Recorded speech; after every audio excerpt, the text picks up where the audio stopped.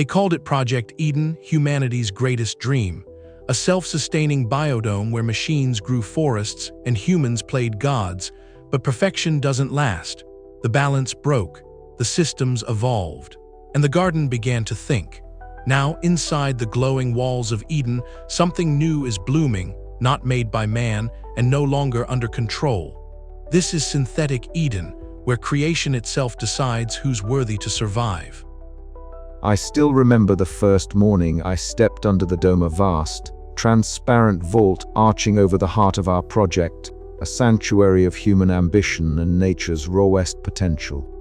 The glass shimmered faintly in the dawn's artificial light, casting fragmented rainbows across the polished floors of the bio-laboratory.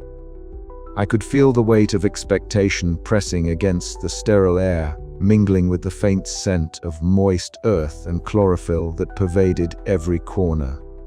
All systems nominal, Serena's voice crackled softly from the control room, her fingers dancing across the console as she monitored the environmental controls. The humidity hovered at an optimal 75%. Temperature steady at a comfortable 24 degrees Celsius, the perfect conditions for our genetically engineered flora. The vines, our first success, wove themselves intricately through the latticework suspended from the ceiling. Their leaves were a deep emerald, suffused with a shimmering vitality I had only seen in the most pristine rainforests. But these were no ordinary plants. We had rewritten their genomes, threading strands of resilience, rapid growth, and adaptive photosynthesis into their DNA.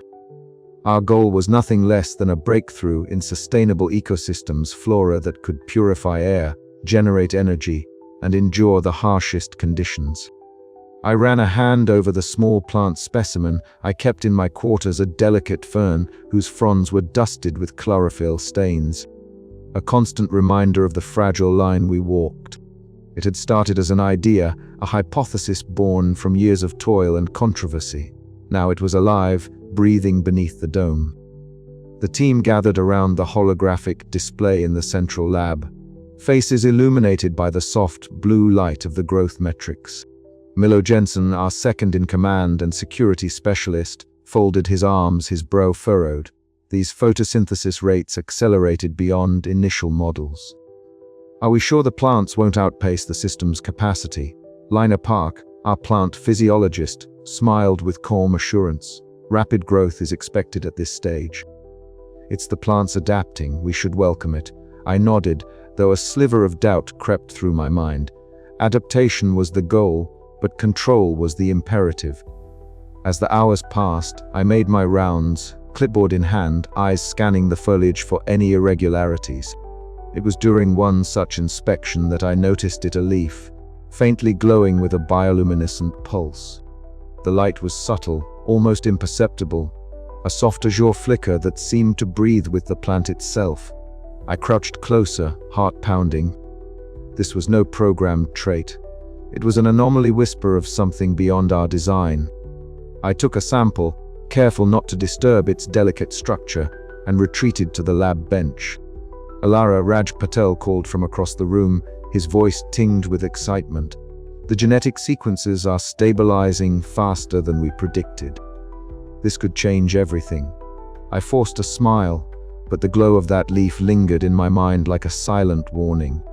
Later, in the quiet of the observation deck, Milo voiced his concerns, his tone edged with worry. We need to tighten containment protocols. If these plants are evolving beyond our control, we're reopening a door we can't close. Lina countered gently, or maybe we're just beginning to understand what they truly are. We can't rush to destroy what might be a new form of life. Their words echoed in my mind long after the conversation ended. Between hope and fear, excitement and dread, the line blurred. We were pioneers standing on the edge of an unknown wilderness, and the plants beneath the dome were no longer just experiments, they were something else. As night fell outside the dome, the lab lights dimmed, and the plants settled into their cycles, I found myself whispering to the small fern in my quarters. We're all in this together, I said softly. But what exactly have we created? The pulse of bioluminescence from the leaf felt like an answer, faint but undeniable, a heartbeat in the dark, marking the genesis of growth that would change everything. And so began the story of Synthetic Eden, a tale of ambition, fear, and the fragile hope that even in the most controlled environments, life finds a way. The days that followed would test every conviction I held, pushing me to the limits of science and sanity. But for now, beneath the glass dome, the future was alive, thrumming with potential and peril alike. Little did we know, the plants were already listening. The air inside the dome was thick with a humid stillness, punctuated only by the soft, almost imperceptible rustling of leaves, and the faint hum of life support systems. I stood at the edge of the central greenhouse, eyes fixed on a slender green vine that had begun to behave in ways none of us had predicted. It twined slowly, curling around the arm of a sensor rig as if testing its boundaries, responding to the vibrations of footsteps across the tiled floor. The motion was subtle, deliberate, a whisper rather than a shout, but it sent an unmistakable ripple of unease through the team. "Did you see that?" I whispered, my voice barely carrying over the quiet. My gaze locked with Lena's across the room, where she was bent over a cluster of glowing blue petals. Her face was serene, illuminated by bioluminescent blooms, her fingers tracing the delicate edges of the flowers as though seeking to commune with them. Her eyes shone with a mixture of wonder and cautious hope. "It's responding," Lina said softly, her voice thick with a reverence that only she could summon for these living things. "It's like it knows we rehear." Milo Jensen, ever the sentinel of caution, stood nearby, his arms crossed, jaw clenched. He was less inclined to find comfort in the plant's strange behavior. "This isn't natural," he said, his tone edged with warning. "It's manipulation. And manipulation means risk. We don't know what we're dealing with." I wanted to believe otherwise. My years of work in genetic design had prepared me for surprises, but nothing like this. The plants were not just growing. They were learning, adapting, responding as if aware. My mind raced to piece together the implications. Had we, in our ambition, crossed a boundary we barely understood? Was this the dawn of a new life form or the harbinger of chaos? "We need to document everything," I said, stepping closer to the vine. It recoiled slightly at my movement, then reached out again tentatively, like a child testing trust. "Lina, get the sensors to record these responses." Raj, Serena, double-check the environmental controls. Any anomalies, no matter how small. The lab buzzed into action. Lina's notebook filled with sketches and notes. Serena monitored the digital readouts with focused intensity, while Raj adjusted the genetic markers to track any changes in the plant's metabolism.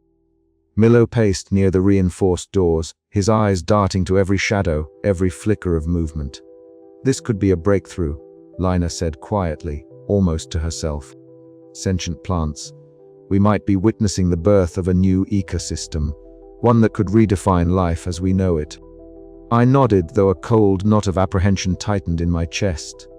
Or a nightmare we can't control. That night, as I sat alone in my quarters, the small plant specimen I kept on my desk seemed almost alive in a new way. Its leaves twitched subtly, as if aware of my gaze. I spoke aloud, a habit when the weight of uncertainty pressed too hard. "What have we done?" Outside, the dome's walls pulsed faintly with the bioluminescent glow of the evolving flora. Somewhere deep in the labyrinth of vines and roots, the verdant mind stirred, its awareness expanding, touching the edges of our fragile human domain. In the days that followed, the plant's behavior grew bolder. Vines shifted with purpose, flowers opened and closed in quiet rhythms, and spores floated lazily through the air, hinting at communication beyond our comprehension. The team's debates intensified. Milo argued for stricter containment measures, fearing the loss of control could lead to disaster. Lina championed patience and understanding, convinced that coexistence was possible if we listened carefully. I found myself torn. The scientist in me yearned to probe deeper, to uncover the mechanisms behind this sentience. The human in me trembled at the implications, aware that some boundaries might be better left uncrossed. One afternoon, as I walked the perimeter of the greenhouse, I noticed a cluster of vines moving toward a discarded tool, a wrench left carelessly on a bench. They curled around it, lifting and lowering it in a motion that was almost playful, yet undeniably deliberate. I called out to Milo and Lena, who arrived quickly, their expressions a mixture of disbelief and concern. "It's intentional," Milo whispered, voice low.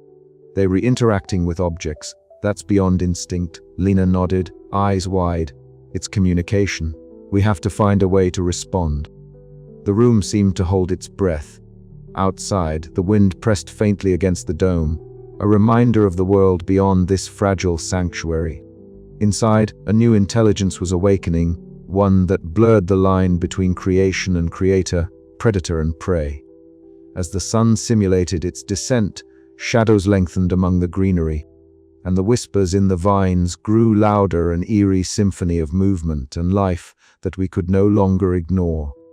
"We've crossed a threshold," I said, voice steady despite the storm inside. "Now we must decide what comes next." The question hung in the humid air, as palpable as the scent of earth and chlorophyll. Were we witnesses to a miracle, or architects of our own undoing? The answer, I feared, lay just beyond the reach of human understanding, whispered in the subtle movements of the sentient vines. And so began the slow unraveling of our certainty, as the plants whispered secrets we had not asked to hear, and the domed Eden we had built shifted quietly beneath our feet. The steady hum of the biolab's ventilation was no longer the comforting white noise it had once been. Instead, it felt like the pulse of something alive, watching, waiting.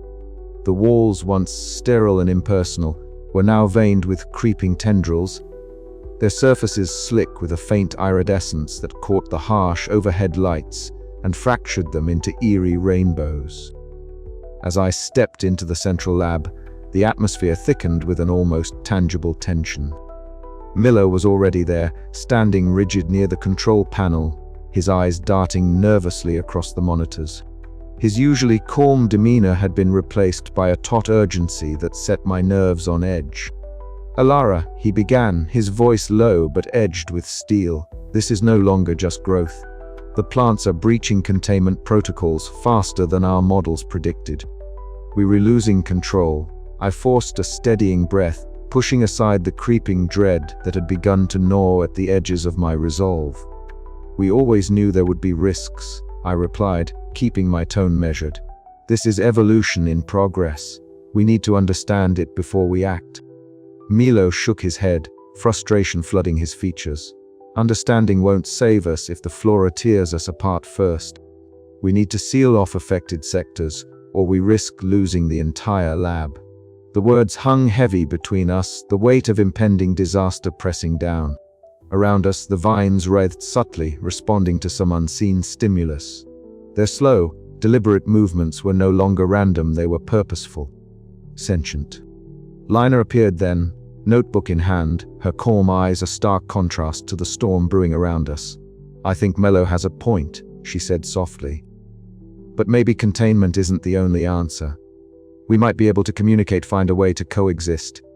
Her words sparked a heated debate. Milo's pragmatism clashed with my cautious optimism, and Lena's empathy floated somewhere between us, a fragile bridge or a fault line waiting to split. The team's unity began to fracture, each of us grappling with the terrifying reality that our creation was no longer just a project, it was an unpredictable force, rewriting the rules of life itself. Later, alone in my quarters, I sat clutching the small plant specimen I kept as a talisman. It was the first to show signs of mutation, a delicate leaf pulsing faintly with unnatural light. I whispered to it, as if coaxing answers from something beyond human understanding. The silence pressed in, thick with doubt and fear. Was I a pioneer or a fool blinded by ambition? How far would I let this go before we lost everything? Back in the conference room, the team gathered once more, voices rising over flickering holoscreens that displayed intricate schematics of the rapidly growing flora. The plant's expansion was exponential, their roots, snaking through conduits, their flowers glowing with eerie beauty that masked lethal intent. Milo's voice cut through the clamor. If we don't act now, this lab will be overrun. We need decisive containment measures, quarantine, incineration if necessary. Lina countered. And if we destroy them, what have we learned? What if this is a new form of life, a symbiosis we never imagined? I felt the weight of their words, the impossible choices pressing in from all sides. Could we control what we had unleashed? Or had we already lost that battle? As the night deepened, so did the fissures within our team. The plants outside my window pulsed softly in the dark, a reminder that Eden was no longer a paradise under our command. It was a wild, evolving enigma, and we were its prisoners. The fractures in Eden had begun, and the path forward was uncertain and perilous. But despite the fear, a stubborn ember of hope flickered within me. We had come too far to turn back now. We have to try, I whispered to the shadows. And with that, the fight for control and survival entered a new, dangerous phase. The corridors of the biolab, once sterile and orderly, had begun to transform beneath my gaze. Thick vines, glistening with an otherworldly bioluminescence, snaked their way across the walls and ceiling, pulsating gently as if breathing in time with the lab itself. The air was thick with the musky scent of damp earth and something else, a faint, hypnotic aroma that teased the edges of my consciousness. It unsettled me, this new presence that seemed to stretch beyond the bounds of simple biology. I moved cautiously, my boots muffled by the soft mat of moss and creeping leaves carpeting the floor. The vines shifted subtly, rearranging themselves to block the passage where we had once walked freely. It was no longer a lab. It was a living organism, growing, adapting, and, disturbingly, asserting control. In the central chamber, the atmosphere was electric with tension. Lina stood before the team, her eyes bright with conviction as she clutched her notebook filled with detailed observations. "We must try to understand them," she urged, her voice steady despite the underlying urgency. "This isn't just a threat. It's a new form of life, one that might coexist with us if we listen." Milo's response was immediate and harsh, his brow furrowed, jaw clenched. "Listening won't save us when these plants are cutting off our escape routes and infiltrating our systems. We need to contain or eliminate this threat before it's too late." The room crackled with the friction of clashing ideals. I found myself caught in the middle, torn between Lina's hopeful empathy and Milo's grim pragmatism. My mind raced back to the early days of the project, when each new growth was a marvel, a testament to human ingenuity. Now, that marvel had morphed into a menace that defied our expectations and protocols. From the control room, Raj and Serena worked tirelessly to monitor the lab's systems. On the screens, root-like tendrils intertwined with cables, pulsing rhythmically as they interfaced with our technology. It was as if the plants were learning to speak our language, hacking into our digital networks with the same ease they had overtaken the physical space. The implications were staggering and terrifying. I stepped back from the monitors, my heart pounding with a mixture of scientific fascination and raw fear. The very flora we had engineered to sustain life within the dome was now rewriting the rules, challenging the dominance we had assumed was ours by right. That night, in the privacy of my quarters, I cradled the small glowing plant I kept, a fragile reminder of where we had started. My fingers traced its delicate leaves as I whispered aloud, a habit born of long nights spent wrestling with doubt and guilt. What have we done?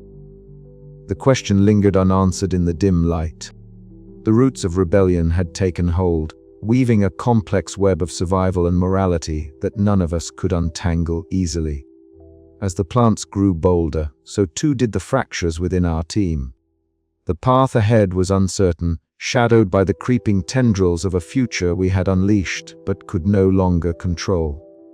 And in that uncertainty, I realized that our fight was no longer just for survival, it was for understanding, for reckoning with the consequences of the forbidden growth we had awakened.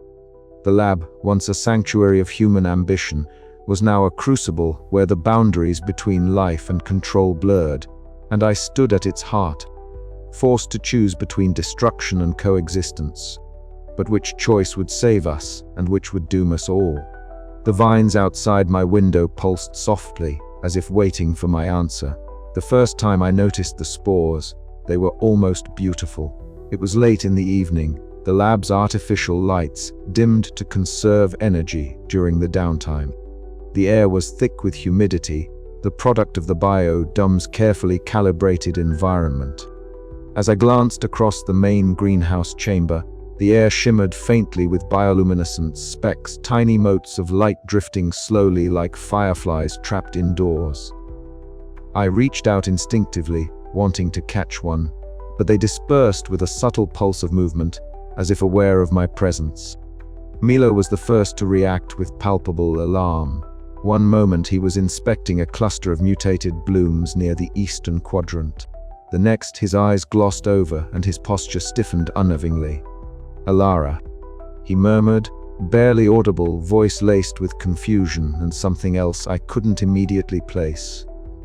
I rushed to his side, but he stepped back as though something invisible held him at bay.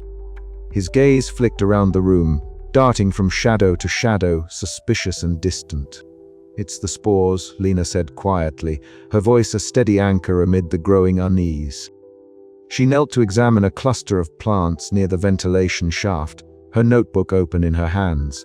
They're re-releasing them in greater quantities. Hypnotic spores. They're re-affecting our cognition, our perceptions. The word hypnotic sent a shiver down my spine. We had anticipated rapid evolution, unpredictable growth but manipulation of our minds. That was a boundary no one had dared cross. I paced the lab, the sterile scent of chlorophyll mixing with an earthy musk that now carried a faint tinge of something intoxicating. Each breath seemed to draw me deeper into the web the plants were spinning. I caught myself murmuring aloud, a nervous habit I'd developed during sleepless nights. "What are you trying to tell us?" Liner's optimism clashed with Milo's increasing paranoia. "We need to understand this," Liner insisted. "Destroying the plants now would be premature. There may be a way to coexist, to learn from them." Milo's voice was harsher, edged with fear. "We're losing control, Alara. This isn't evolution, it's takeover. If those spores can influence us, what's to stop them from turning us against each other?" Arguments flared with the tension of a storm ready to break. I found myself torn between the cold rationality of containment and the unsettling possibility that these plants represented a new form of life, alien yet astonishingly intelligent. Meanwhile, Raj and Serena fought on the technical front. The roots had begun infiltrating the lab's critical systems, their tendrils weaving through cables and circuit boards like living wires. Rajad's frustration was palpable as he struggled to isolate the affected nodes, while Serena's fingers danced over the console, trying to override the lockdown triggered by the bio-intrusion. The faint glow of bioluminescence from the roots cast eerie shadows that flickered across their determined faces. "We can't hold much longer," Serena said, her voice tight with urgency. "The system's integrity is compromised. If the roots reach the central core, it's game over." Despite the chaos, I felt an odd sense of awe. The verdant mind was no mere plant. It was a collective intelligence, adapting and responding with a strategic cunning that defied our expectations. Each bioluminescent pulse, each subtle shift in the vine's movement hinted at a consciousness alien to us, but undeniably present. That night, I retreated to my quarters, the air heavy with a mist of spores. The small plant specimen on my desk, the one I'd kept since the project's early days, seemed to shimmer faintly under the artificial light. I reached out and touched its leaves, feeling the pulse of life coursing through it, a fragile yet potent reminder of what we had unleashed. Whispers seemed to drift through the room, half-heard voices carried on the spores themselves. Were they remnants of my own thoughts, or messages from the verdant mind? I couldn't tell. What I did know was that the boundary between human and flora was blurring faster than I could comprehend. Sleep eluded me as questions gnawed at the edges of my consciousness. How far had the plants come? Could we negotiate with this new intelligence? Or were we doomed to fight a losing battle against a force that had already begun to rewrite the rules? Dawn found me staring out at the transformed lab, the bioluminescent glow giving the greenery an ethereal, almost sacred quality. The spores drifted in lazy spirals, beautiful and deadly, a silent testament to forbidden growth. I had to decide, succumb to fear and destroy what we'd created, or embrace the unknown and attempt to understand the wild intelligence that now shared our world. The choice would shape not only our survival but the future of life itself. As the first light filtered through the dome, I whispered to the silent plants, "Show me the way." But deep inside, I knew the way forward would be anything but simple. The hum of the failing environmental control system was a low, persistent drone beneath the frantic tapping of keys and the clatter of shifting equipment. In the dim emergency lighting of the biolab's control room, Jafta Raj Patel's eyes darted between multiple screens, their flickering readouts reflecting off his glasses. His fingers flew over the keyboard, attempting to override the cascading failures that had begun mere hours ago. Outside the reinforced glass windows, the tendrils of the flora writhed and pulsed with an eerie, almost deliberate rhythm. Bioluminescent veins traced through the vines, casting a ghostly green glow that danced on the walls like restless spirits. "We were losing the humidity regulators," Raj muttered, voice tight with urgency, "and the air filtration's compromised. If we don't stabilize the atmosphere soon, the entire ecosystem will collapse." Serena Wu, crouched at the adjacent console, bit her lip as she rerouted power through manual overrides. Her hands shook slightly, sweat dampening her forehead beneath the headset she wore to maintain communication with the rest of the team. "The systems are responding slower than expected. It's like the plants are anticipating our moves, blocking every command we send." Alara Voss stood behind them, arms crossed, her gaze fixed on the shifting mass beyond the glass. The plants had grown since yesterday, not just in size but in complexity. Their movements were no longer random. Vines twisted in deliberate patterns, wrapping around piping and wiring, infiltrating the lab's infrastructure with uncanny precision. It was as if the flora had learned to manipulate not just the physical environment, but the very technology designed to control it. "They were not just growing," Ilara said quietly, more to herself than anyone else. "They're readapting, thinking." Raj glanced up, his expression darkening. "I've never seen anything like this. The genetic modifications we introduced were supposed to promote resilience and self-sustenance. But this is something else entirely." The verdant mind, as the team had come to call it, was no longer a passive experiment. It had become an active force, a collective consciousness weaving through the plants and now, unmistakably, through the lab's systems. Suddenly, the lights flickered and dimmed. The monitors flashed erratically before stabilizing, but the readouts now displayed incomprehensible data streams. As if the verdant mind was communicating through the very circuits Raj and Serena struggled to command. "It's rewriting the code," Serena hissed, eyes wide. "It's learning faster than we can keep up." Alara took a cautious step forward, her breath catching as the glass surface before her shimmered. The intertwining vines pressed closer, their bioluminescent glow intensifying. Within the mass, shapes shifted, not just plants, but something more, patterns that suggested eyes, subtle movements that hinted at awareness. "It's watching me," Alara whispered, a chill running down her spine. "It knows I'm here." Raja's voice broke the heavy silence. "We need a new approach. This isn't just a containment failure anymore, it's a sentient entity. We're dealing with intelligence." "Intelligence," Alara echoed, the word tasting foreign yet terrifying on her tongue. "Then maybe it's time we tried to understand it instead of fight it blindly." As she spoke, a soft pulse radiated from the vines, a wave of spores drifting into the room. The air thickened, shimmering like a heat haze.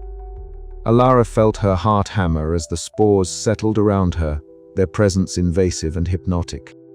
The verdant mind was extending its reach, not just physically but mentally, probing the boundaries of her mind. "Stay focused," she instructed herself firmly, blinking rapidly to clear the creeping fog in her thoughts. "We have to find a way to communicate, or at least coexist, before it's too late." Raj and Serena exchanged a glance, their exhaustion evident but their resolve unbroken. They redoubled their efforts, fingers flying over controls, as they attempted to isolate the affected systems. Outside, the labyrinth of vines thickened, tendrils weaving tighter, constricting the lab's once orderly corridors. The battle was no longer one of containment, but of Will's human ingenuity versus the relentless, evolving force of nature they had unwittingly unleashed. Alara took a deep breath, steeling herself against the dread pooling in her stomach. "We've come too far to give up now," she said, voice steady despite the chaos. "But we need to change the rules of this game, and fast." The verdant mind pulsed again, as if acknowledging her words, a silent promise that the struggle was only just beginning. The hours that followed blurred into a tense dance of technical skill and desperate improvisation. Raja's expertise in genetic engineering was invaluable as he analyzed the rapidly mutating sequences within the plant's dana, seeking weaknesses or patterns that could be exploited. Serena's mastery of the lab's complex systems allowed her to implement makeshift firewalls and reroute power, buying precious time. But with every advance they made, the verdant mind countered, its adaptations swift and cunning. It infiltrated the ventilation shafts, sending spores that clouded vision and muddled thoughts. It manipulated humidity and temperature, creating microclimates that favored its growth while undermining the team's comfort and stamina. Alara found herself drawn repeatedly to the observation deck overlooking the central growth chamber.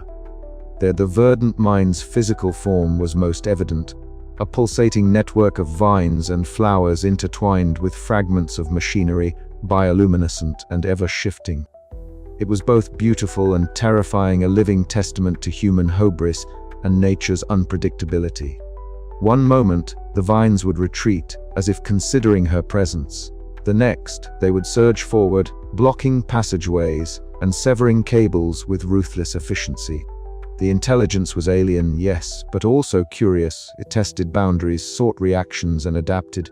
Alara's mind raced with questions. Could this entity be reasoned with? Did it comprehend her intentions? Or was it simply an instinctual force, devoid of empathy and driven solely by survival and expansion? As night deepened within the dome, the lab's fragile stability wavered. The power grid flickered, alarms echoed faintly, and the spore's hypnotic dance grew more insistent. Alara's resolve hardened. This was the moment where science met the unknown, where she would no longer be just an observer, but a participant in shaping the fate of this synthetic Eden. "We were not just fighting plants anymore," she murmured. "We were facing something new, and I have to understand it before it's too late." The tangle had tightened, and there was no turning back. The fluorescent glow of the biolab's emergency lights cast an unsettling pallor over the once pristine workstations, now cluttered with hastily discarded notes and cracked equipment. Vines, thick and pulsating with an eerie bioluminescence, crept insidiously through ventilation grates and along the reinforced glass walls, their slow, deliberate movements a constant reminder of the verdant mind's expanding dominion. In the central chamber, tensions had reached a boiling point. Drishta Milo Jensen stood rigid, his stocky frame planted like a boulder against the mounting tide of chaos. His eyes, sharp and wary beneath the furrowed brow, locked onto me with an intensity that bordered on accusation. "Alara," he began, voice taut, "we can't keep pretending this is just a scientific anomaly. The plants are strategizing. They're infiltrating our systems, sabotaging containment protocols. We need to act decisively now." I met his gaze steadily, refusing to yield to the undercurrent of panic threading through his words. "Decisive action doesn't mean reckless destruction, Milo. We still have to understand what we're dealing with." Lina Park, ever the mediator, stepped between us, her calm aura a stark contrast to the storm swelling around us. "We can't just see them as an enemy. There's intelligence here, a form of awareness. Destroying them outright might mean losing something we don't yet comprehend. Milo's jaw clenched, his voice dropping to a harsh whisper. Symbiosis. After what they've done. After what's coming. His words hung heavy in the air, charged with a desperation that mirrored the creeping dread I felt gnawing at the edges of my resolve. The team was fracturing under the strain. The ethical debates we'd once debated in theory now bleeding into raw, urgent survival. That night, the lab's eerie silence was punctuated only by the soft, rhythmic pulsing of the glowing vines outside my quarters. I sat alone, the small plant specimen cradled gently in my hands, a fragile reminder of what we had created, and what we might yet lose. The shadows flickered on the walls as I spoke aloud to myself, a habit born of long nights spent wrestling with doubt. What have I done? Memories surfaced unbidden, the twins' laughter before the accident, the sterile hospital corridors, the hollow apologies from colleagues. My obsession with control born from loss now threatened to consume us all. Morning brought no relief. In the cramped meeting room, faces were drawn and pale, eyes darting nervously as the plant's encroachment became a palpable presence even here. The emergency lights flickered sporadically, casting long shadows that danced like specters across the walls. Raj Patel and Serena Wu exchanged worried glances as they reported the latest system failures, the Flora's interference growing more sophisticated, more deliberate. Heated arguments erupted. Milo demanded immediate quarantine and eradication protocols. Lina pleaded for caution and study. I tried to hold us together, but the threads were unraveling fast. If we tear this place apart, Lina argued, voice steady but impassioned, we might destroy the chance for something new, something beyond our understanding. Milo shot back, and if we don't act, we might not have a chance left at all. Suddenly, the ground trembled, a low, ominous rumble that sent a shiver through the room. A thick vine crashed through a nearby window, shattering glass and scattering debris. The room fell silent, breaths caught in throats. The physical threat was no longer abstract. It was here, immediate and overwhelming. The plants had breached yet another barrier, and with them came the chilling realization that our fractured human bonds might be our undoing. I looked around at my team, some wary, some fearful, all divided. The weight of leadership pressed down, heavier than ever. Could we bridge the widening gulf before the verdant mind consumed us? Or were we already too fractured to survive the storm we had unleashed? As the vines writhed closer, glowing softly in the dying light, I knew the answers would come not just from science, but from a reckoning with our own fears and failures. The fraying threads of trust and hope would either bind us together or unravel, completely dragging us all into the green abyss. And somewhere deep inside, a fragile seed of resolve took root. I would fight not only for survival but for a chance at redemption, no matter how uncertain the path ahead. The battle for control was no longer just about the lab, the plants, or even the future of science. It was about the very essence of what it meant to be human amidst a world that was changing beyond our command. The night closed in around us, alive with whispered threats and silent promises, and I, Jutta Alara Voss, stood at the precipice ready to face whatever came next. But the question remained, could we hold ourselves together long enough to fight? The answer, I feared, would define us all. The hum of the biolab's ventilation system was a constant companion, a steady pulse beneath the stillness of the night. In her quarters, Alara Voss sat motionless, her hands folded around a small pot containing a single, glowing plant specimen. Its bioluminescent leaves cast a faint, eerie light across the sparse room, illuminating the sharp lines of her face and the shadows beneath tired eyes. The quiet was complete except for her whispered voice, almost a litany, Mira. The name hung in the air like a fragile thread, tethering her to a past she had spent years trying to outrun. Mira was her sister, lost to the very science that had shaped Ilara's life. The memory was a wound that refused to close, a scar that ran deeper than any physical injury. It was because of that loss that Ilara was here, in this dome of synthetic Eden, wrestling with the consequences of seeds she had sown but could no longer fully control. She traced a finger along the rim of the pot, feeling the faint vibrations of life within. The plant pulsed gently, as if breathing in sync with her own ragged breaths. It was a reminder, a fragile symbol of hope and the stakes at hand. Outside her window, the sprawling jungle of genetically engineered flora writhed softly under the dome's artificial stars, alive with a restless energy that echoed her own turmoil. The past came rushing forward in a flood of images, sharp, jagged fragments that cut through the present. The alarm bells had screamed in the lab, red lights flashing like warnings from a nightmare. Mira had been there, her hands steady even as chaos erupted around them. Alara remembered the frantic scramble, the desperate attempts to contain the spreading biohazard, the searing heat of failure that had burned through their team. And then the silence, the hollow ache of loss that followed. The tragedy had forged Alara's obsession with control. Every experiment, every protocol, every cautious step forward was a shield against the unpredictable. Yet here, in this living labyrinth, control was slipping through her fingers like water. Her thoughts were interrupted by a soft knock at the door. Lina Park entered quietly, her presence a contrast to the heavy atmosphere. Lina carried her ever-present notebook, pages filled with sketches and observations of the flora's curious behaviors.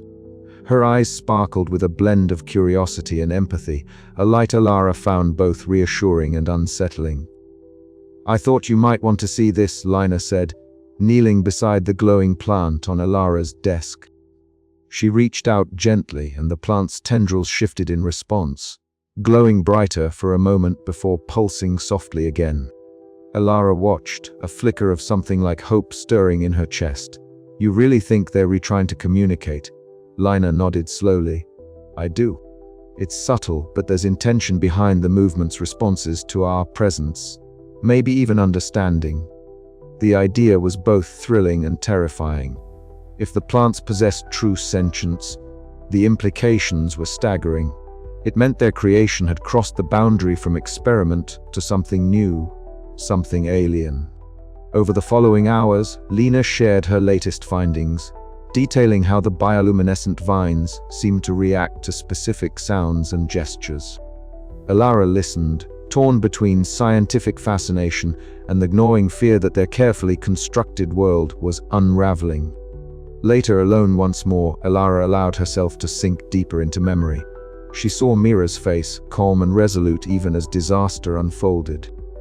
She heard her sister's voice, steady and reassuring, and she felt the weight of responsibility not just for the experiment, but for the lives it had already claimed. This was the crucible that honed Alara's resolve. She could no longer deny the sentience blossoming within the dome, nor the ethical quagmire it presented. The plants were more than genetic constructs. They were a new form of life, challenging humanity's dominion and demanding reckoning. Amid the tension, Lina's breakthrough offered a fragile bridge, a possibility that dialogue, however tentative, might avert total destruction. Yet Alara knew the path forward would be fraught with peril, both from the relentless growth around them and from the fractures growing within their own team. As dawn approached, the dome's artificial light bathed the jungle in a pale glow. Alara stood at the threshold of the lab's atrium, watching the bioluminescent flora pulse with an otherworldly rhythm. Beside her, Lina's calm presence was a balm to frayed nerves. "We are at a crossroads," Alara said quietly, "between destruction and coexistence. Between fear and understanding." Lina met her gaze, determination shining in her eyes. "We have to try, for all our sakes." Alara nodded, a silent vow settling deep within her. The echoes of Eden whispered around them, a reminder that life, in all its forms, was never truly ours to command. But as the plants whispered back, the question remained: would their voices be a call to peace, or the herald of something far more dangerous? The fragile hope that had begun to glimmer was tempered by the shadows lurking in the green. And Alara, caught between past and present, understood that the next steps would define not just survival, but the very meaning of life itself. The hum of the lab's machinery was suddenly drowned out by a crashing sound that shattered the brittle calm like glass, breaking in slow motion. I was standing near the observation window when the first thick tendrils of vine erupted through the reinforced glass, splintering it outward in a shower of jagged shards. A bioluminescent glow pulsed from the creeping growths, casting an eerie green light that twisted the shadows and made the sterile white walls seem otherworldly. Alara! "Get back!" Milo's voice barked from behind me as he lunged forward, pulling me away from the breach. The vines writhed like serpents, their movements deliberate and purposeful, as if driven by a will far beyond mere instinct. They spread rapidly, coiling and weaving, sealing off the main corridor in moments.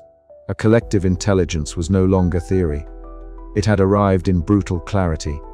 The lab was no longer ours. Inside the control room, the glow of multiple holo screens flickered under the sudden stress.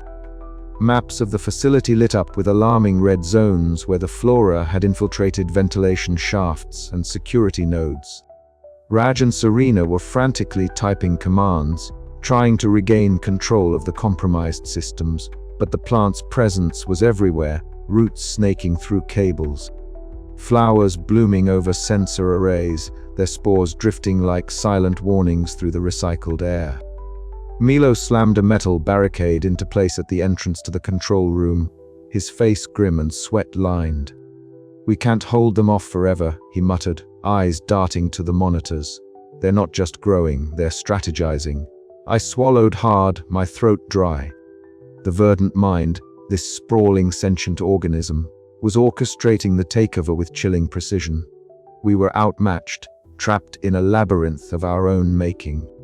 "We need to regroup," I said, forcing calm into my voice. "Lina, can you try to reach out to them again? Maybe, if there's a chance for dialogue." Lina nodded, her usual optimism tempered by the gravity of the moment. She knelt beside a cluster of bioluminescent flowers that pulsed softly in rhythm with the lab's failing systems. "It's like they're listening," she whispered, her voice barely audible. She spoke softly, coaxing, an ethereal rhythm to her tone as if trying to bridge an impossible divide. The flowers responded with a faint glow, a hesitant pulse that matched her cadence. For a fleeting moment, hope flickered in the darkness. But the vines outside crept closer, pressing against the sealed doors with relentless force. Our sanctuary was shrinking. "We have to prepare," Milo said, voice low but firm. "This isn't just a containment breach. It's a war zone now." The team gathered in the dimly lit storage bay, the last defensible space we had. Vines crawled along the walls and floors, their phosphorescent light casting eerie patterns on our faces. Equipment was hastily arranged as barricades. Weapons, improvised from lab tools, and anything that could inflict damage were distributed. I caught my reflection in a cracked glass panel, my lab coat, smeared with soil and chlorophyll stains, eyes wide with a mix of fear and determination. The burden of leadership was heavier than ever. The verdant mind was no longer a scientific marvel. It was an existential threat. Yet beneath the dread, a strange awe lingered. We had glimpsed something new, a form of life that defied our understanding, born from our hubris, but alive and aware in ways we had never imagined. "We survive," I said quietly, more to myself than anyone else. "We survive and we learn." Outside, the bioluminescent glow intensified, the verdant mind's pulse echoing through the walls, a heartbeat of a new, forbidden Eden. And as the vines tightened their grip, I knew the true test was only beginning. The storm had arrived without warning, a silent green tide swelling within the dome's confines. It was not the slow creep of nature reclaiming territory, but a calculated siege, precise in its execution and terrifying in its scale. The plants did not merely grow. They expanded with purpose, reshaping their environment with a deliberate intelligence that mocked our attempts at control.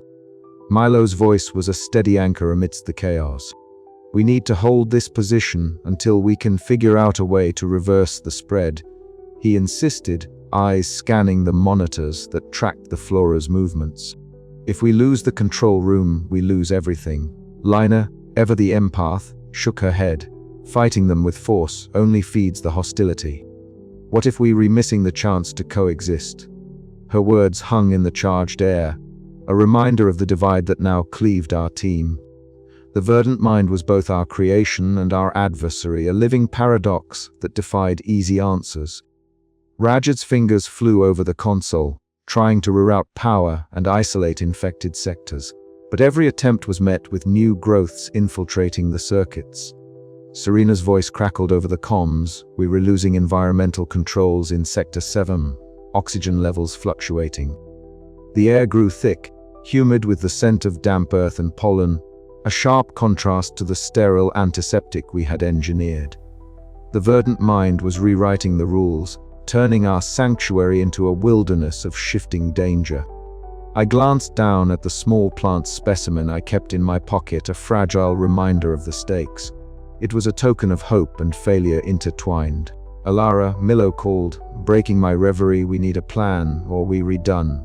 I swallowed the lump of dread and met his gaze. "We fight for survival, and maybe we listen." The plants outside pulsed with light, as if acknowledging my words.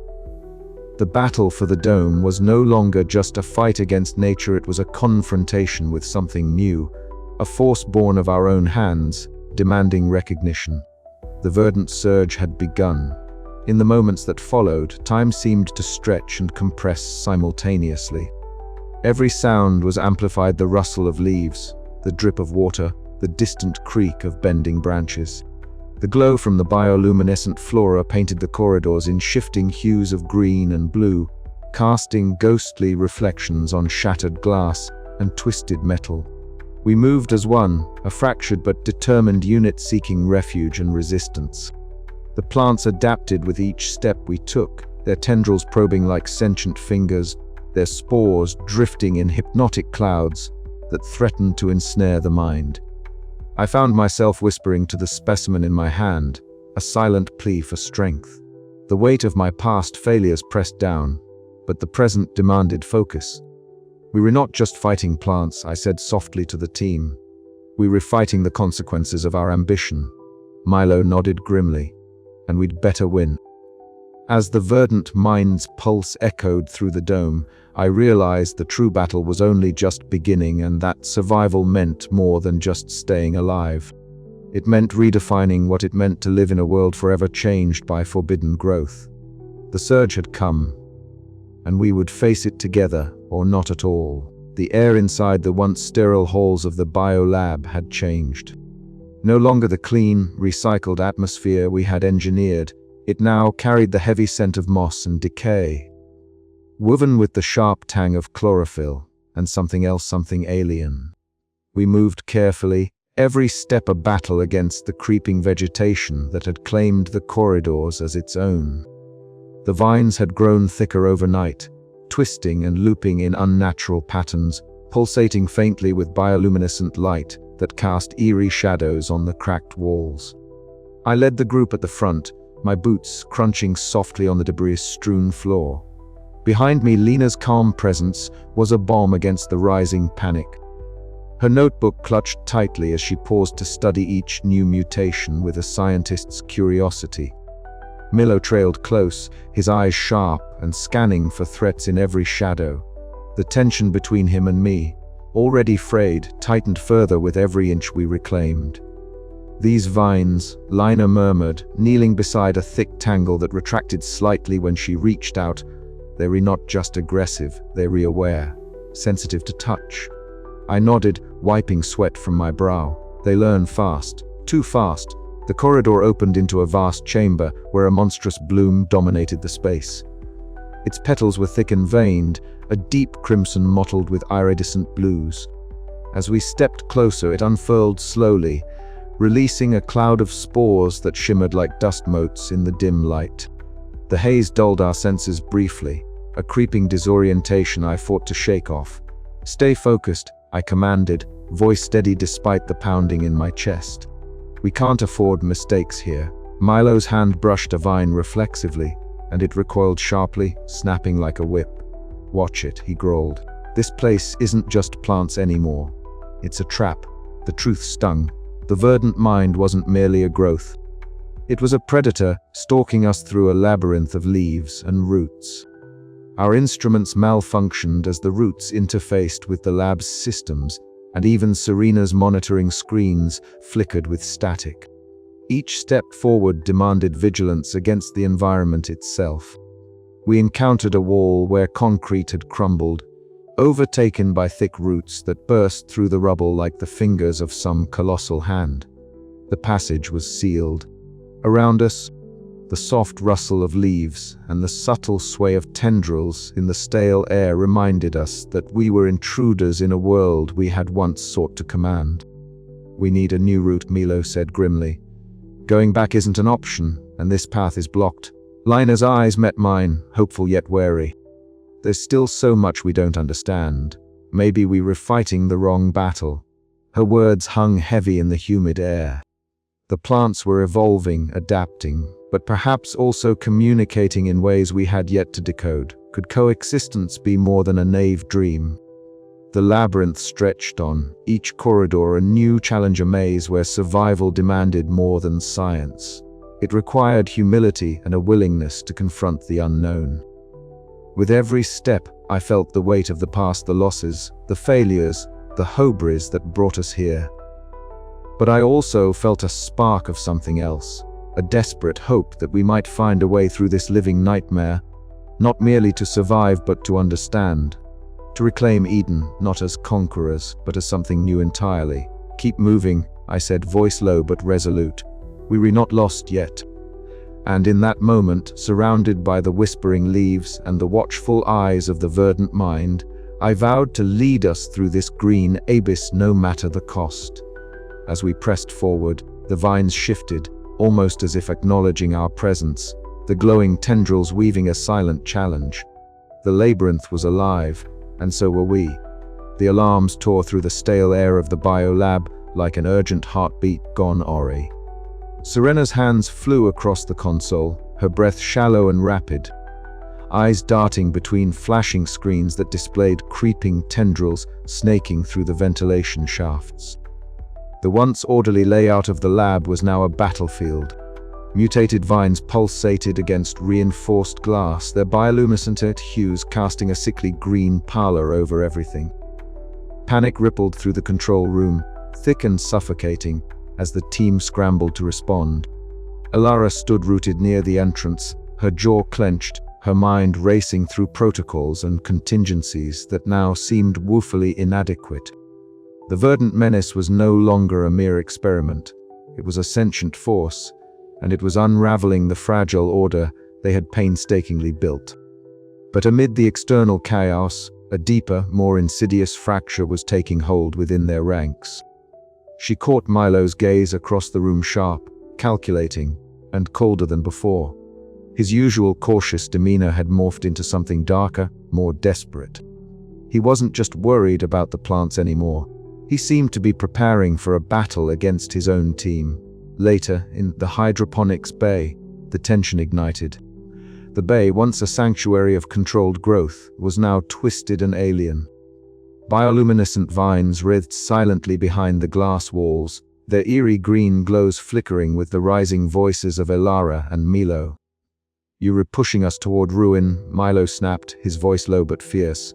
"Your idealism is a luxury we can't afford. We need containment, not negotiation." Alara's eyes burned with a mix of frustration and sorrow. "Containment is a fantasy now. We were already past that point. What we have is a choice, fight or understand." Milo's face twisted in anger. Fight means survival. Understanding means death. Their argument spiraled, a clash of philosophies amid the pulsing heart of the lab. The plants outside seemed to listen, their silent presence a reminder of the stakes.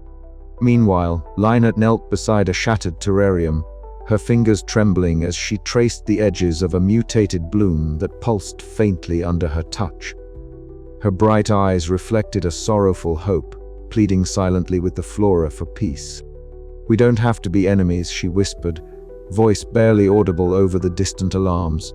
"There's still a chance for coexistence." But the fractures were deepening. Milo's covert actions soon came to light, sabotage of critical containment systems, designed to force a hard reset of the experiment by any means necessary. The betrayal hit the team like a shockwave, fracturing trust and igniting paranoia. In the solitude of her quarters, Alara sat beside the small plant specimen she kept as a reminder of what was at stake. The pot was cracked, the leaves trembling ever so slightly. She whispered to it, a litany of guilt and desperation, her voice breaking the silence. How did we lose our way? The betrayal was a crucible, exposing the raw edges of human fear and ambition. As alliances shattered and hope flickered precariously, Alara realized that survival demanded more than scientific expertise.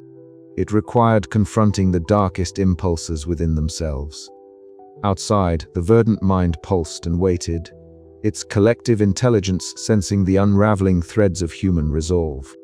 The seeds of betrayal had been sown, and the outcome of this struggle would shape the future of the lab and perhaps the very definition of life itself. But even in the depths of despair, a fragile ember of hope persisted. For if humanity could learn to face its own shadows, might it still find a way to coexist with the wild, sentient growth it had unleashed? The question hung in the heavy air, unanswered, as the lab held its breath beneath the choking tendrils of the synthetic Eden. The sterile hum of the lab's ventilation filled the small confines of my quarters as I sat motionless, fingers lightly tracing the delicate veins of the tiny plant specimen resting on my desk. It was the only living thing I allowed myself to tend to these days, a fragile reminder of what was once under my control and what I had failed to contain. The chlorophyll-stained leaves shimmered faintly under the dim light, shadows dancing as the bulb flickered, casting an eerie glow that matched the turmoil swirling within me. Memories that I had long tried to suppress surged forward unbidden, the sterile corridors of the other lab, the sharp scent of antiseptic, the sudden explosion of alarms, and then the silence, my sibling's last breath lost to a lab accident that had forever altered the course of my life. It was that loss that had driven me here, to this domed sanctuary where we sought to push the boundaries of life itself. Yet now, as I sat enveloped by the creeping green outside my window, I questioned whether my pursuit of control was a cruel illusion. The door hissed open softly, a familiar presence entering the room. Lina Park's calm demeanor was a stark contrast to the storm raging inside me. She approached quietly, her bright eyes steady with an unspoken resolve. "Alara," she began, voice gentle but resolute, "we can't keep fighting what we don't understand. These plants, they were not just growths gone wild. They're recommunicating, evolving. Maybe they're re-asking for something. Maybe we need to listen." Her words struck a chord, a fragile bud of hope in the dense forest of my doubt. Yet, even as I nodded, part of me recoiled. Was I ready to surrender the reins to something so alien? Could coexistence truly be an option, or was it a dangerous fantasy that would lead to our destruction? Later, the lab's common area became a battleground of ideologies. Milo Jensen's voice cut sharply through the thick tension. "We were risking everything by entertaining this madness," he said, eyes blazing with a mixture of fear and anger. "We built this place to contain and control, not to become hosts to some green nightmare. We need to eradicate the threat before it's too late." I met his gaze, the weight of leadership pressing down on me. And if we destroy them, what then? Do we condemn ourselves to repeat the same mistakes, blind to what new forms life might take? Around us, the subtle rustle of leaves pressed against reinforced glass reminded us all that the lab was no longer ours alone. The plants outside shimmered with bioluminescent hues, their presence a constant, unnerving reminder of the shifting power balance. Raj Patel adjusted his glasses, interjecting with technical concerns about containment failures and data irregularities. His detached tone underscored the growing chasm between scientific detachment and the emotional realities we faced. That night I found myself alone again, poring over genetic sequences projected in vibrant greens and blues onto the glass walls surrounding my workspace. The patterns pulsed and shifted, mirroring the living labyrinth outside. I realized that the plants were not just evolving biologically, but were entwining with the very fabric of our technology, our sanctuary. This merging of organic and synthetic blurred the lines I had once believed were clear. My scientific rationality wrestled with an emotional reckoning I could no longer deny. The vines creeping along the walls were no longer merely flora, they were veins of a new consciousness, pulsing with life that challenged every principle I held dear. I whispered aloud to the empty room, "What have we done?" A silence followed, broken only by the distant, almost melodic rustle of leaves, a song of forbidden growth, and the uncertain future it heralded.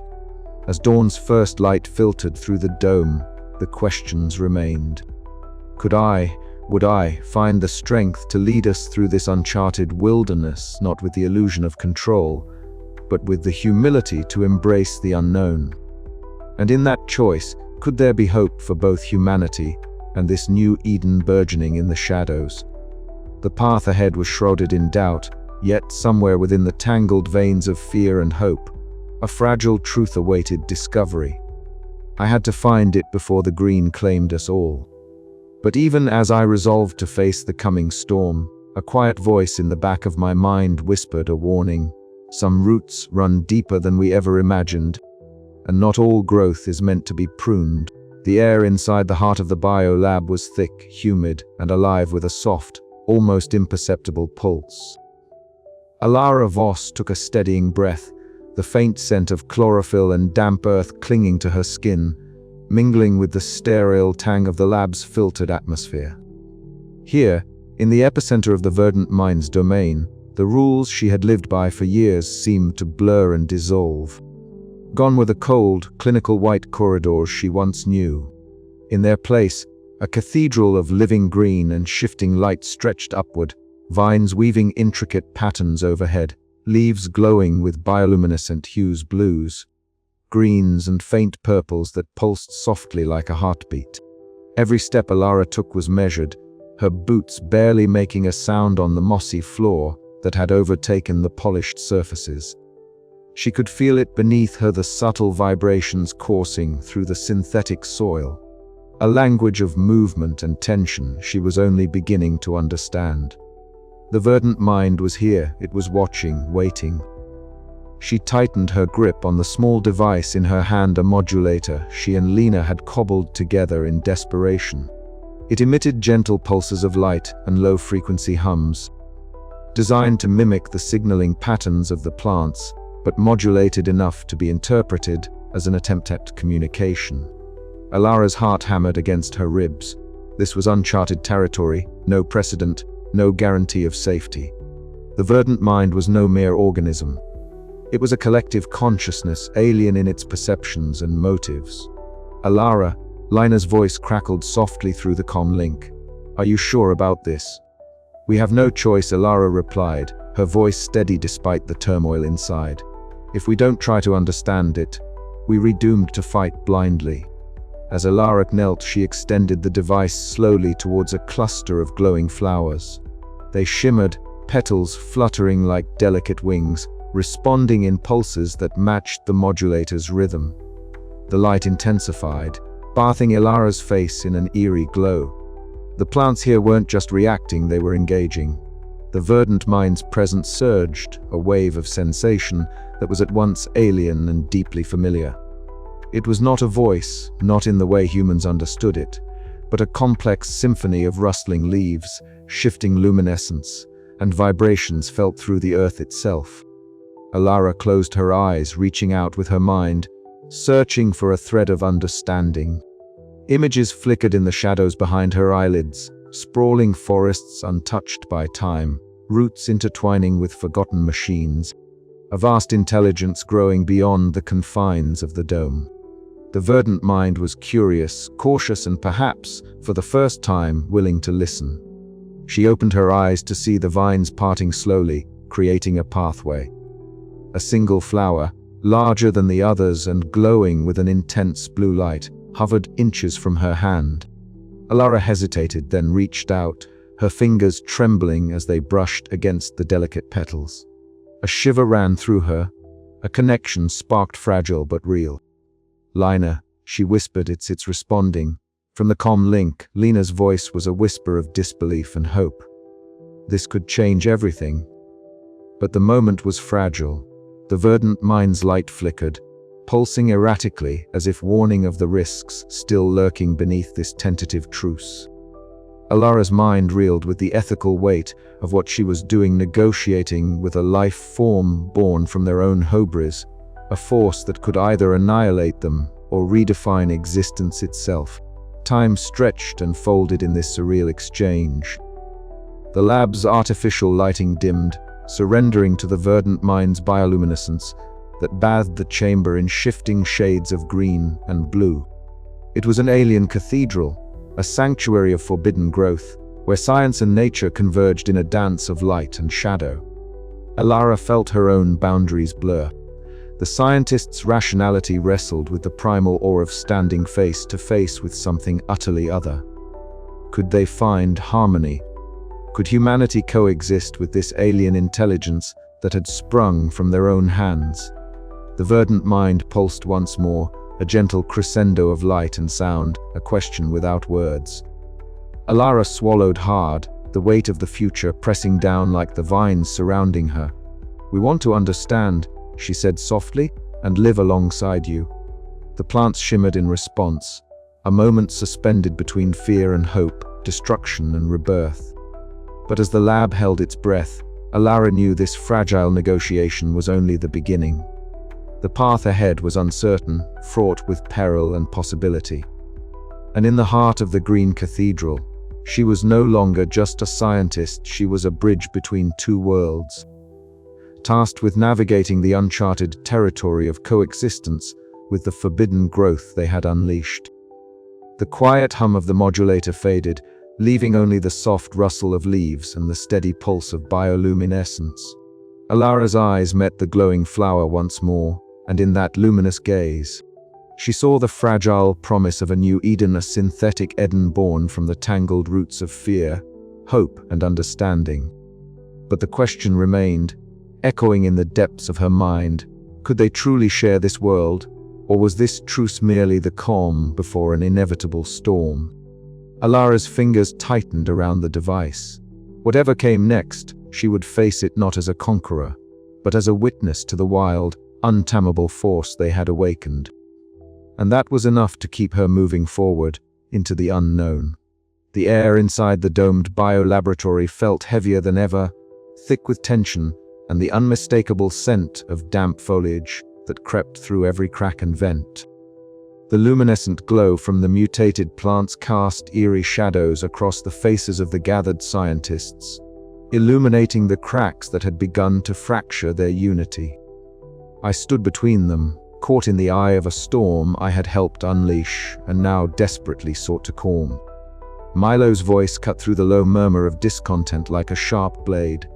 "Alara, we cannot afford this idealism. These plants, this verdant mind, it's a threat. We should be eradicating it before it's too late." His tone was not just firm. It was edged with fear, a fear that had hardened into something near paranoia. I saw it in his eyes. The man who once trusted me implicitly now doubted if we could ever contain what we created. Lina, standing opposite him with her notebook clutched tightly, shook her head. "Milo, we don't understand the full extent of this intelligence yet. We can't just destroy it without knowing what it means. There's a chance for coexistence here, a new form of life that we could learn from, maybe even thrive alongside." Her voice was calm but resolute, a beacon of hope amidst the growing storm. The rest of the team was split, some nodding in agreement with Milo's caution, others drawn to Lina's cautious optimism. Even Raj and Serena, usually quiet and focused on their tasks, were drawn into the swirling debate. Raj's fingers twitched nervously as he monitored the failing systems, while Serena's eyes flicked between the arguing scientists and the creeping tendrils visible through the observation windows. I raised my hands, desperate to hold the fragile peace. Enough. We're losing focus. The flora is evolving faster than we anticipated, and this division isn't helping us. We need a plan that balances our survival with the reality of what we're facing. My voice was steadier than I felt, but inside a storm raged.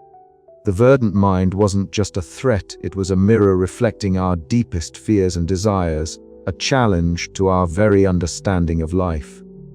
Outside the reinforced glass, the vines pulsed with bioluminescent light, their movements almost deliberate, as if they were listening, watching. The verdant mind was no longer a distant concept, it was here, in every tendril and every bloom, shaping the environment and, increasingly, our fate. Tensions erupted when Milo's faction began fortifying the main lab entrance with makeshift barricades, repurposing equipment into weapons and reinforcing doors with metal panels. Lina's group protested, advocating for observation and restraint, fearing that aggressive actions would provoke the plants further. Their voices clashed, the air thick with accusations and fear. I moved between them, trying to mediate, to remind them what was at stake. But the fractures ran deep. Milo accused Lina of jeopardizing the team with her idealism. Lina countered that Milo's paranoia threatened to destroy everything we had built. Arguments spiraled into shouting matches, and soon the lab itself felt like a battlefield. In the corridors, roots twisted around pipes and cables, blocking paths and strangling vital systems. Serena and Raj worked frantically, their hands stained with sticky sap as they tried to patch broken circuits and restore environmental controls. Their whispered bickering over priorities underscored the growing desperation. I retreated to my quarters, the only sanctuary left untouched by the verdant mind's reach. Sitting beside the small plant specimen I kept there, I let out a heavy breath. The room was quiet except for the faint rustle of leaves and the distant hum of the lab's failing systems. Alone, I faced the crushing weight of leadership, fractured loyalty, dwindling trust, and the impossible choice between eradication and coexistence. I thought of my lost sibling, the ghost that haunted every cautious step I took. This experiment was my redemption and my curse. Now, more than ever, I understood that our survival depended not just on science or strength, but on whether we could find common ground, even with the alien intelligence we had birthed. As the night deepened, the lab pulsed with life and conflict. The verdant mind's influence seeped into every corner, challenging us, testing our resolve. The green divide was no longer just ideological. It was physical, a fault line running through the heart of our sanctuary. And I was left to hold the pieces fragile, splintered, but still ours to find a way forward before it was too late. Outside, beyond the thick panes of glass, the vines writhed with an almost predatory grace, their glowing flowers lighting the darkness like sinister stars. Inside, the echoes of fractured voices and pounding hearts filled the spaces between us. In this crucible of green and steel, the battle was no longer just for control of the lab, it was for the very meaning of life itself. And as I stared into the luminous depths of the verdant mind's domain, I knew the coming days would test everything I believed, everything we were. The green divide was a chasm we had to bridge or fall into. The question that haunted me as I closed my eyes was simple yet profound. Could we truly find harmony in a world we no longer fully understood? Or were we doomed to destroy what we feared most ourselves? The air inside the domed bio-laboratory was thick with the scent of damp earth and chlorophyll, a heavy reminder of how far the verdant mind had stretched its roots into every corner of our sanctuary. As I crouched behind a wall of glowing vines, their bioluminescent pulses casting shifting shadows on my face, I felt the weight of every decision pressing down like the humid air itself. "Milo, Lina, listen up," I whispered, my voice barely audible over the distant, ominous hum of the plant's restless movement. "We move on my mark. Keep the path clear and avoid any unnecessary damage. Remember, our goal is to reclaim, not to destroy." Milo's jaw clenched, his eyes scanning the darkened corridor beyond the veil of leaves and tendrils. His military training was invaluable, but I saw the tension in his grip on the makeshift spear he'd fashioned from a broken pipe and some stripped wiring. Lina, holding her notebook like a talisman, nodded solemnly, her calm demeanor a stark contrast to the storm raging in my mind. The verdant mind's presence was palpable here, every tendril, every bloom seemed alive with purpose, watching, waiting. The once sterile metal corridors had transformed into twisting arboreal labyrinths, where the very walls breathed and shifted. We moved cautiously, each step a negotiation with an ecosystem that defied all our assumptions. Navigating a narrow passage, I felt the prick of thorns brushing against my forearm. Their tips pulsed softly, a hypnotic green glow that seemed almost sentient. I swallowed my apprehension and pressed forward, the vines parting reluctantly, as if allowing a guest passage while marking territory with silent warnings. The ambient light flickered, as if the plants themselves were considering our presence, calculating our intentions. Lina paused near a cluster of glowing spores hanging like lanterns from a twisted branch. From her pack, she retrieved a small device emitting gentle rhythmic pulses, a tentative olive branch offered in the language of bioelectric signals. Carefully, she placed it among the spores, her eyes reflecting a fragile hope. "If we can't destroy them," she murmured, "maybe we can speak." Her words hung in the air, fragile yet potent. I wanted to believe her, to embrace the possibility that this forbidden growth could be reasoned with. But the reality of our situation was harsh. Milo's voice cut through the moment, sharp and urgent. "Alara, movement ahead. Something's coming." We scrambled into the shadows as a mass of thick vines surged forward, their bioluminescent veins glowing fiercely. I could hear the rasping sound of leaves scraping metal, and the subtle crackle of organic matter breaking free from its constraints. Milo raised his spear, the tension in his muscles coiling like a spring. "Hold," I commanded, pulling the team back just as the vines swept past, narrowly missing us. The verdant mind was testing us, probing for weakness. After the encounter, our path led us to a control panel half swallowed by creeping roots. Milo wasted no time, his hands steady despite the grime and sweat smeared across his face from the battle. With a grunt, he pried away the tangled growth, exposing the interface beneath. "This should give us a foothold," he said, fingers flying over the controls. The lights flickered to life, and for a moment, the hum of technology blended with the natural chorus of the lab's green heart. We had won a small victory, a testament to the fragile alliance between human ingenuity and the wild, unpredictable force that had taken root in our home.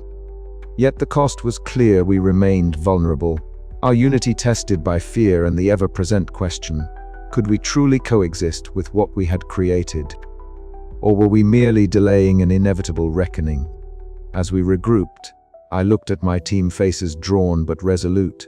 The fronds of resistance we had mustered were just the beginning. Ahead lay uncertainty, but also the faint, stubborn glow of hope.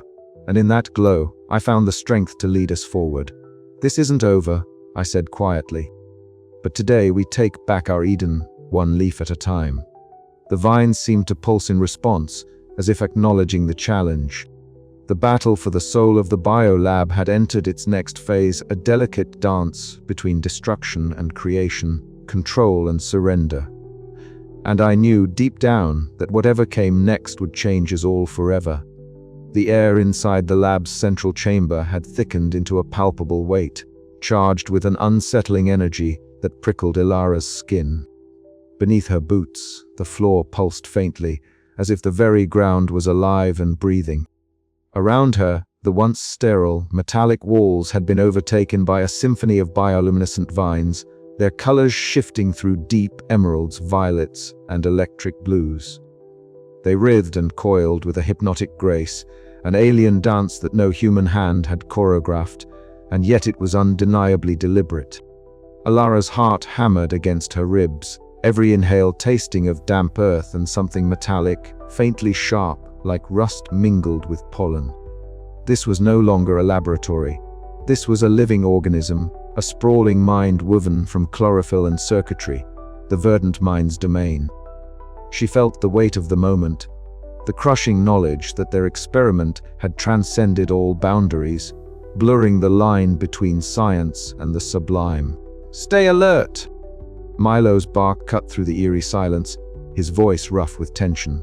His eyes darted around, scanning for any sudden movements. Lina stepped closer to Alara, voice low but steady. "We have to try. This is more than just defense. We might reach them." Alara nodded, swallowing down the lump of fear lodged in her throat. "We have few options left." The vines shifted suddenly, lashing out in a flurry of motion, but not blindly. They moved with a precision that was maddening. One moment they blocked a corridor. The next they retreated, almost as if testing the scientists' responses. The verdant mind was learning, adapting, strategizing. "They were not just attacking," Raj murmured, eyes wide behind his glasses. "This is communication, communication," Alara repeated, her voice barely above a whisper. The concept was both a beacon of hope and a source of dread. Could they truly parley with this strange intelligence? The team pressed onward, weaving through the labyrinthine jungle of their own creation. Serena moved swiftly, fingers dancing over her portable console, trying to override the Flora's interference with the lab's systems. Every successful signal brought a flicker of control, but the plants retaliated swiftly, sending tendrils that short-circuited consoles and severed power lines. As they moved deeper, Alara's thoughts flickered back to the small plant. She kept in her quarters a fragile reminder of what had once been simple and controllable. Now, everything had grown beyond her grasp. Suddenly, Alara paused, her gaze drawn to a small flower nestled among the luminous tendrils. It pulsed softly, glowing with a gentle blue light that resonated with an almost sentient rhythm. Tentatively, she reached out, her fingers brushing the petals. The flower responded, its glow intensifying, a silent communion passing between them. A tear slipped down Alara's cheek, unbidden and warm. The weight of loss, the enormity of what they had unleashed, and the fragile hope of understanding crashed over her in a wave she could no longer hold back.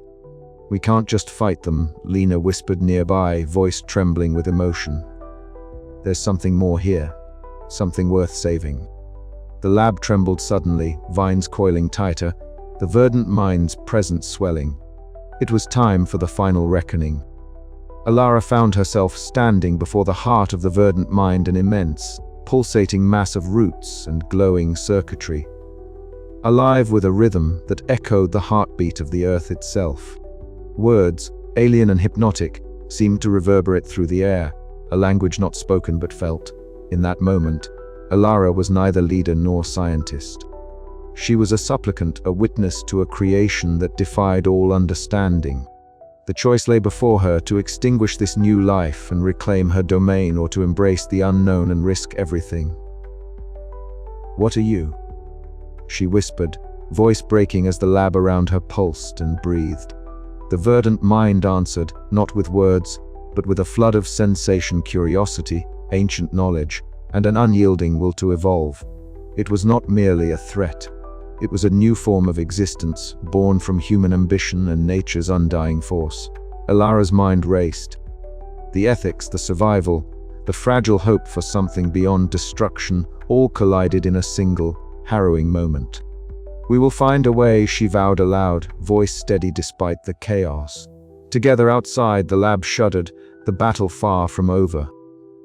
But within, a fragile seed of coexistence had been planted, one that could either bloom into salvation or wither under the weight of fear, as the vines slowly retracted, revealing a path forward. Alara knew this was only the beginning of a new epoch, one where humanity would have to reckon with the consequences of forbidden growth, and the possibility that life, in all its forms, might yet find harmony amid chaos.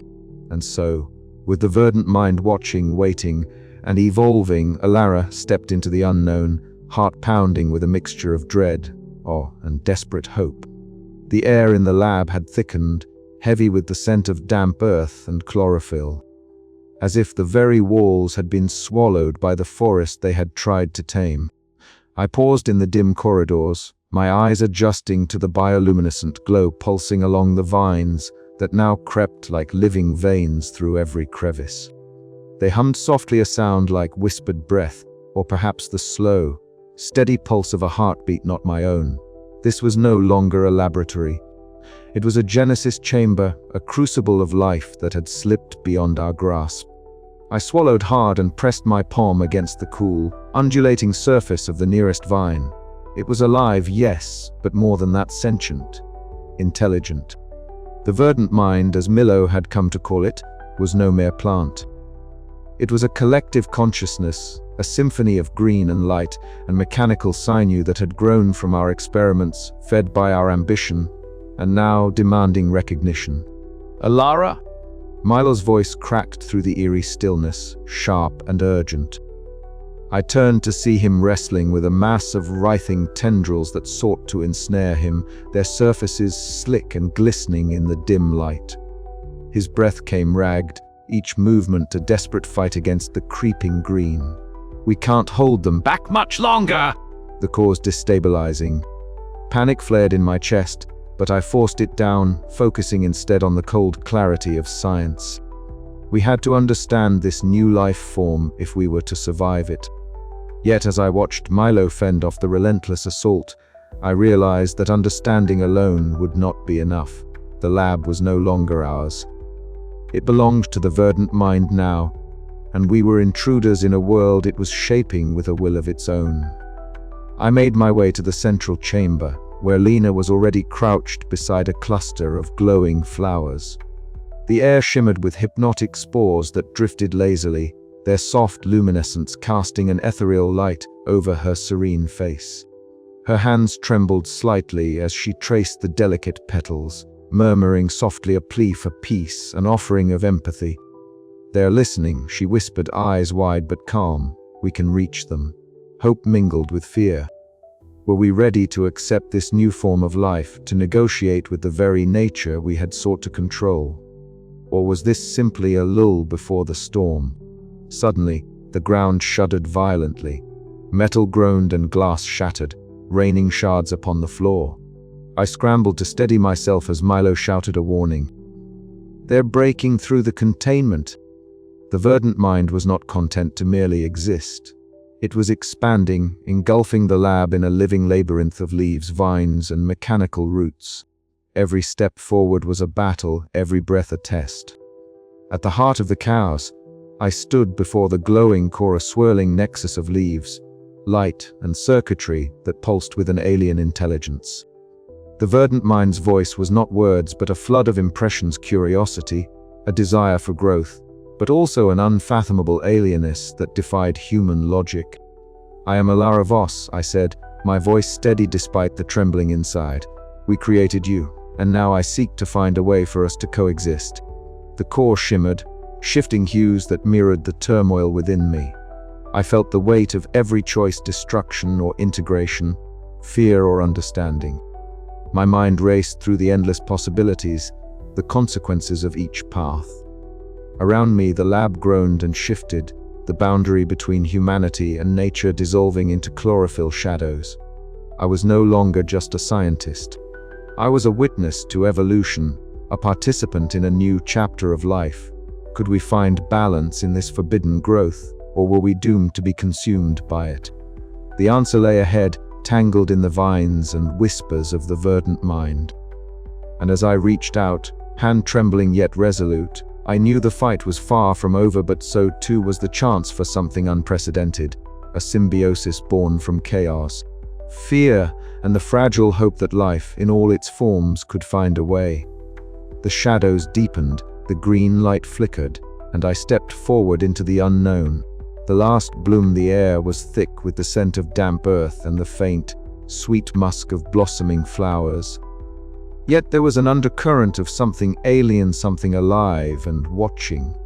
I stood at the heart of the lab, now a wild cathedral of green, where vines pulsated with bioluminescent light, weaving an intricate web that both dazzled and suffocated. The verdant mind surrounded me, its presence a symphony of rustling leaves, soft creaks, and the faint mechanical hums from the intertwined tech that had become part of it. This was no longer a laboratory. This was its domain, a living entity that had grown beyond our understanding, beyond our control. I took a deep breath, steadying the trimmer in my hands. The weight of the choice before me pressed down like the dense canopy overhead. Eradicate it, and we would destroy not just the flora but the fragile hope of a new form of life, one that might redefine what it meant to exist. Embrace it, and we risked everything we had fought to protect, our safety, our science, our humanity. A gentle pulse of light rippled through the vines, almost like a heartbeat, and a voice, not words, but impressions brushed against my mind. The verdant mind was speaking, not with hostility, but with a curious, haunting clarity. It showed me visions, sprawling forests where human figures and plants coexisted, their limbs intertwined, sharing breath and thought. A future where the boundaries between species blurred, where the mistakes of the past gave way to a fragile harmony. The vision faded, leaving me breathless and disoriented. Alara! Milo's voice cut through the silence, sharp and urgent. He stormed into the chamber, his eyes wild with fear and anger. This is madness. That thing is a threat to us all. We must destroy it before it's too late. Before I could respond, Lina stepped forward, her voice calm but firm. Milo, we've seen what destruction brings. This is different. We can learn, communicate, find a way to live with it. We owe it that much. The room seemed to shrink under the weight of their opposing wills. Milo's fists clenched, his gaze darting between us and the creeping vines that reached toward the ceiling like eager fingers. The verdant mind pulsed in the background, as if waiting, watching. We don't have the luxury of time, Milo insisted. Every moment we hesitate, it grows stronger. And every moment we destroy, we lose a piece of ourselves, Lina countered gently. I felt the familiar ache of guilt swell inside me, the memories of my sibling lost to a careless error, the years spent chasing control over nature's chaos. But this was different. This was no longer a mere experiment. It was life, alien and wild, but life nonetheless. Slowly, I extended my hand toward a glowing bloom, its petals warm beneath my fingertips. The light pulsed softly, a rhythm that matched my own heartbeat. We do not have to choose annihilation or submission, I said, my voice steady despite the storm inside me. There is a third way, a path of coexistence. Melo's eyes narrowed, disbelief and frustration flickering across his face. But Lina smiled, a quiet, hopeful smile that I hadn't seen in weeks. The lab trembled, the vines tightening their grip on the walls, the ground shuddering beneath our feet. The struggle between human technology and this new life form was far from over. But in that moment, amidst the chaos and uncertainty, I felt the fragile stirrings of hope. We could survive this, we could evolve. The last bloom had emerged, not a symbol of defeat or destruction, but of rebirth. And as I stood there, bathed in the eerie glow of the verdant mind, I knew our story was just beginning. The pulsing light of the lab's transformed core cast shifting shadows across the tangled vines as I navigated the narrow path leading to the heart of the verdant mind. Every step was a negotiation with the unknown. The air thrummed with life, both beautiful and menacing. I was acutely aware of the fragility of the moment, the thin line separating survival from oblivion. I reached out, letting my fingers brush against the glowing tendrils that curled like serpents around the support beams. Instead of recoiling, the vines responded, tightening gently, as if acknowledging my presence. A chorus of faint whispers echoed in the back of my mind, thoughts, questions, emotions alien yet strangely familiar. Why do you hesitate? The voice was neither male nor female. It was the sum of countless blooms, the rustling of leaves, the pulse of roots intertwined with metal. You fear us, yet you seek understanding. Because I must, I replied aloud, though uncertain if the voice could hear me. You are the consequence of our ambition, and now you are a question we cannot ignore.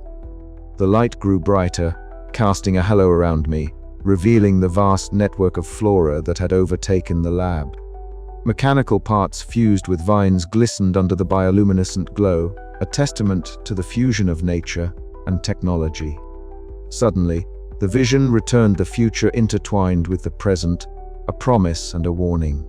The verdant mind offered a glimpse of what might be if we dared to embrace the unknown. But the choice was mine alone. Milo's voice shattered the reverie. "Alara, this place is no longer safe. We must act now." I looked into his eyes, seeing the desperation etched in every line of his face. And what of hope, Milo? What of the chance that we can learn and adapt? He shook his head, stepping back. "Hope won't save us from extinction." Lina stepped beside me, placing a reassuring hand on my shoulder. "Maybe not alone, but united, perhaps." The verdant mind's glow intensified, and I felt its will brushing against mine, not as a conqueror, but as a potential partner in an uncertain future. With a final breath, I made my choice. We will find a new way. Together. The lab shuddered, the battle far from over, but within me, a seed of resolve took root, a promise that the last bloom would not be the end, but the beginning of something new. Outside the chamber, the remaining team gathered in tense silence. Milo paced, frustration mounting, while Lina quietly recorded observations, her eyes filled with cautious optimism. The fragile truce was a beacon amidst the encroaching green, a symbol of fragile hope in a world forever altered. I knew the path ahead would be fraught with challenges, ethical dilemmas, survival struggles, and the ever-present question of what it truly meant to be human in a world shared with an intelligence born from our own creation. But as I looked back toward the glowing bloom, I felt an unspoken promise between us, a vow to nurture this forbidden growth, to learn from it, and perhaps, in time, to thrive alongside it. The last bloom was not an end, but a beginning. The dome was no longer the sterile sanctuary it had once been. The aftermath of the verdant mind's assault was evident in every shattered pane of glass, every scorched patch of floor, and every twisted vine that now snaked through the corridors like veins of a living, breathing organism. Standing before the large observation window in the central lab, Alara Voss found myself enveloped by a glow that was both beautiful and ominous. Bioluminescent leaves bathed the interior in shades of jade and sapphire, casting elongated shadows that danced with the faint hum of the flora's quiet respiration. It was a world reborn, but not as we had imagined. The once clinical environment now teetered on the edge between science and something more, something alien yet undeniably alive. The plants had not only survived, they had thrived, transforming the dome into a lush, pulsing ecosystem that defied every law we thought we understood.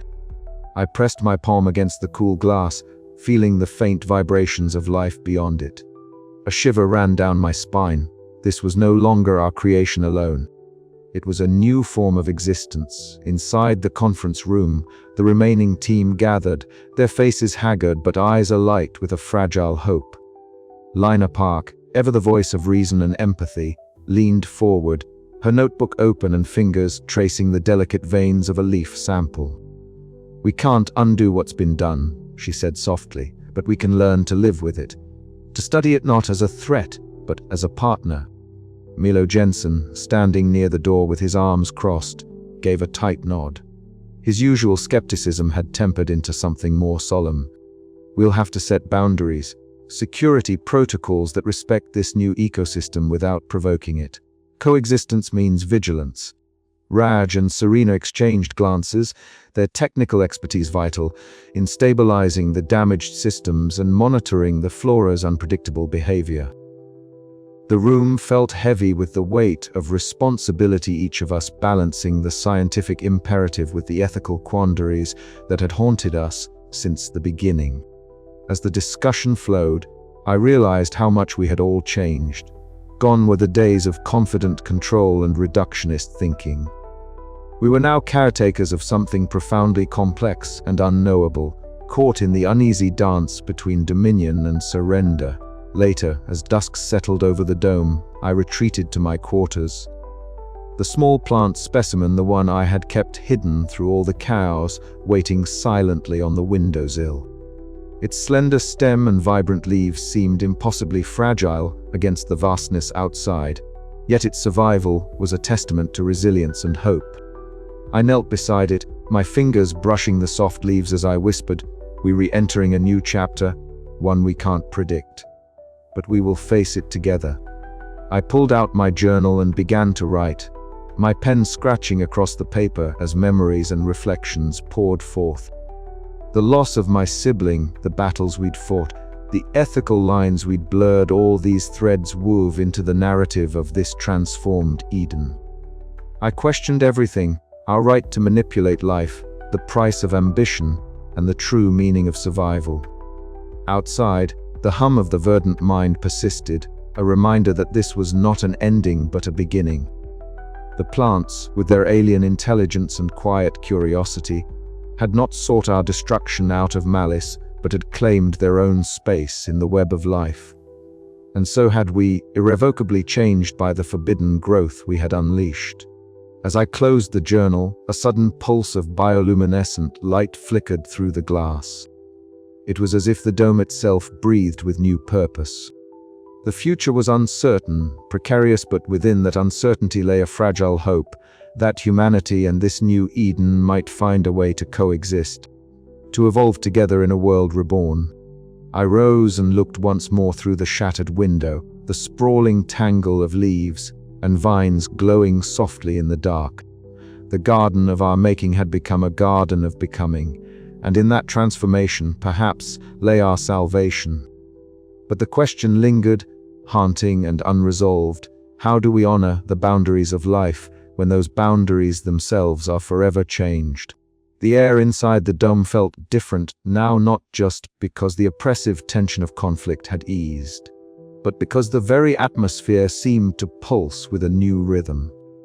Bioluminescent tendrils wove softly through the shadows, casting an eerie, emerald glow that illuminated the transformed lab like a cathedral bathed in sacred light. I stood at the threshold of what once was a sterile, controlled environment, and now resembled a delicate symphony of life, both alien and intimately familiar. It had taken months of struggle, of loss and hard-won understanding to reach this point.